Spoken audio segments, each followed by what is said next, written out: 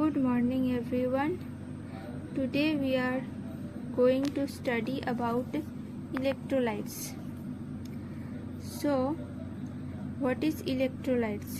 Electrolytes is a substance that on dissolving in solution ionize, that is some of its molecules split or dissociate into electrically charged atoms or ions.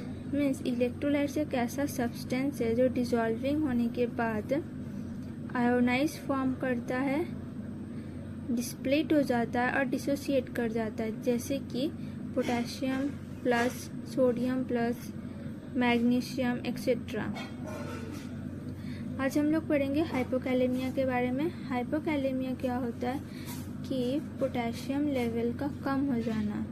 Normal potassium level जो होता है वो 3.5 to 5.0 mole equivalent पर litre होता है. अगर potassium level less than 3.5 मोल equivalent पर litre हो जाए तो उसे हम हाइपोकैलेमिया कहेंगे. इससे क्या क्या कॉजेज़ हैं?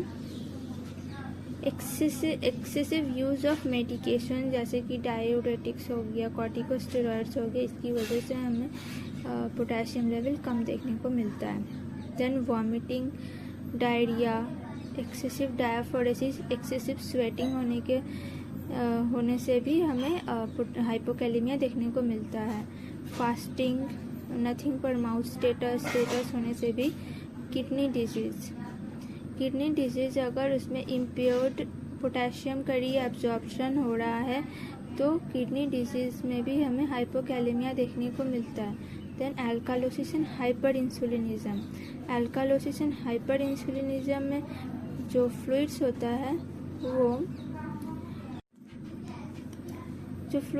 है वो एल्कालोसिस और हाइपर इंसुलिनिज्म में एक्स्ट्रासेल्यूलर कंपार्टमेंट से निकल के इंट्रासेल्युलर फ्लूइड्स में मूव करता है, जिसमें हमें पोटेशियम लेवल की कमी देखने को मिलती है. तो ये हो गए हमारे कॉजेज़ के बारे में, कॉजेज़ ऑफ हाइपोकैलेमिया. देन आते क्लिनिकल फीचर्स ऑफ हाइपोकैलेमिया. इसमें कार्डियोवास्कुलर में क्या क्या होता है? थ्रेडी वीक पल्स हो जाते हैं, पल्स जो है बहुत ही वीक हो जाती है. टी वेव जो हमें फ्लैट देखने को मिलता है ईसीजी में. और एसटी डिप्रेशन देखने को मिलता है. यू वेव जो है वो तो बहुत ही प्रोमिनेंट हो जाती है. Then in case of respiratory, diminished breath sound और सैलो रेस्पिरेशन देखने को मिलता है. Then muscular, deep tendon reflex जो है डिक्रीज हो जाता है. मसल क्रैम्पिंग देखने को मिलता है. फ्लैसिड पैरालिसिस हो जाती है. गैस्ट्रोइंटेस्टिनल में हमें क्या देखने को मिलता है? डिक्रीज्ड मोटिलिटी डिक्रीज हो जाती है. हाइपोएक्टिव हो जाता है या फिर एब्सेंट हो जाता है bowel sound. Constipation, abdominal distension और पैरालिटिक इलियस हमें देखने को मिलता है इन हाइपोकैलेमिया पेशेंट में. तो ये हो गए हमारे क्लिनिकल फीचर्स के बारे में. देन हम पढ़ेंगे इंटरवेंशन. फर्स्ट हमें क्या करना है कि मॉनिटर करना है इलेक्ट्रोलाइट्स वैल्यूज़ को, कितने वैल्यू है इलेक्ट्रोलाइट्स की. Then oral potassium supplements provide करना. ओरल पोटेशियम सप्लीमेंट्स हम प्रोवाइड करेंगे नॉट इन एम्प्टी स्टोमक. हम उसे एम्प्टी स्टोमक में, नॉर्मल एम्प्टी स्टोमक में पोटेशियम लेवल को प्रोवाइड नहीं करेंगे. इससे पेशेंट को नोजिया, वॉमिटिंग या डायाफोरेसिस होने के चांस रहता है. अगर ओरल पोटेशियम प्रोवाइड करने के बाद भी उसे नोजिया, वॉमिटिंग अगर आती है तो हम ओरल पोटेशियम को स्टॉप कर देंगे. Then liquid potassium chloride has an unpleasant taste and should be taken with juice. Liquid potassium